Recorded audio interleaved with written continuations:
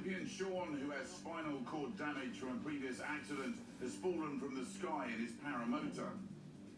The lines to his canopy became caught up and he's crash-landed from 25 feet. His friends fear the worst. Falling from that sort of height, there was a very strong possibility of extremely serious injuries, if not death. But when they reach him... He was talking, there was no blood, and he was very lucid, and he was cursing. And he was holding proper conversation, so that was a relief. Sean is on his side, trapped in his harness with his full weight on his left hip. The rig was laid over to the left and I just needed to get out of there. I didn't care about any other problems that I had. I just needed to get out of that rig because the pain was so intense. It was horrible. Jeff and Mark aren't sure how to help. I just started instructing them, telling them what to do. I needed to be out here, get these harnesses off, get all these straps off me. I needed to be out there now. The third pilot, who had been watching, goes to get Sean's chair and phones for an ambulance. Then the friends set to work to release Sean.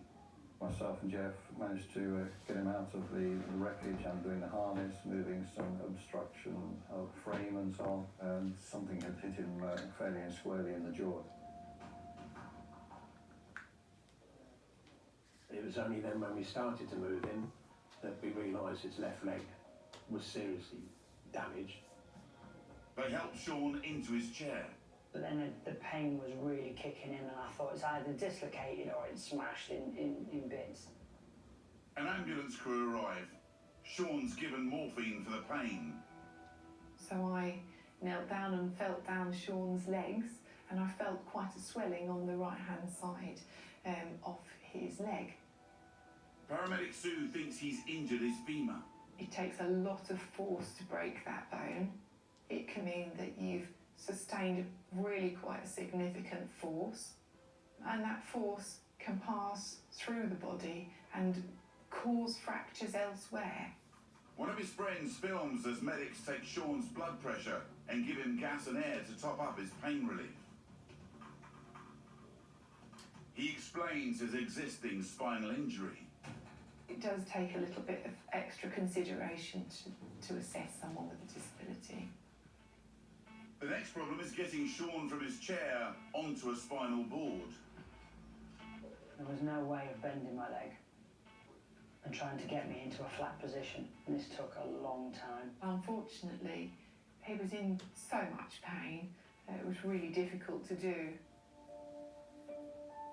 So we negotiated it by a lot of chatting, and if they could move me in a way that was painful, we stopped. And if they could move me in a way that was okay and it was bearable with some gas and air, and that's what we did. A concerned Jeff films as Sean is carefully wheeled to the ambulance. He was in a great deal of pain. I was worried, really, how long everything was taking. Before it leaves for the hospital, Sean speaks to Leanna on the phone. I was just tidying up after tea with the children. We were actually sat doing some homework as well. And Thomas could see on my face that there was something wrong. So I did sit them down and tell them that Dad had crashed his paramotor. You know, they were really, really good. They said, what do we need to do? Sean is taken to Addenbrooke's hospital, and Leanna heads straight there, leaving the children with a friend. When she arrives, she discovers Sean is in resus. I think it was the pain that shocked me more than anything. I'd never seen him virtually crying because he was in so much pain. I remember her squeezing my hand. I remember her being there, but it was a bit of a blur. Sean's swollen jaw prevents him from talking properly, and he has a dislocated shoulder. Doctors order a CT scan to determine the extent of his injuries, but they need both his legs straight. This right leg was laying on my left leg in a sort of bent shape. I wouldn't let anybody go anywhere near it. The pain, even to breathe or even touch my leg, was just so intense. He's sedated whilst his leg is straightened, and then he's taken for a scan. The results show his femur is broken into 4 pieces, and there are many small bone fragments. 2 days later, a top surgeon operates and, after more than 7 hours, brings Leanna good news. He just said that, you know, his leg was as stable as what it was going to be, and he was fine. It was just a matter of recovery, not doing too much, and just taking it easy, really. Sean is allowed home the next day, and some months later, with the support of Leanna, family and friends, he's making good progress, and his leg is on the mend. And it's now got a lovely plate and about 8 screws in there holding it in position. Luckily, I didn't break my jaw, but I'd smashed a few teeth. And also, I've got restricted movement in my right shoulder at the moment and going through some physio where it was dislocated. The kids were pleased to have Daddy home, and, you know, they're just looking forward to him being able to do a little bit more and just getting back to normal, really. Thanks to Jeff and Mark's phone footage, they can all see exactly what happened that day.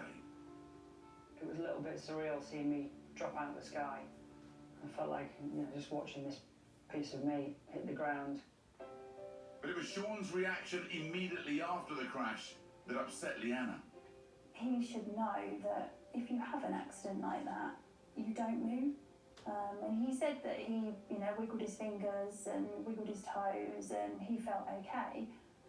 But there's always underlying things that could come from that. Sean is very grateful for the help of his 2 friends that evening. They were brilliant in what they did and their support, and I'd like to give them a big thanks for that. I would say Sean is very lucky to be alive. It was one hell of an impact. I think if he'd been more seriously injured, had he been higher, even double the height, I don't think he would have survived. Predictably, Sean's accident hasn't dented his love for the sport. I'd be out next week if I was allowed. But this time Leanna has put her foot down and asked him not to go up again.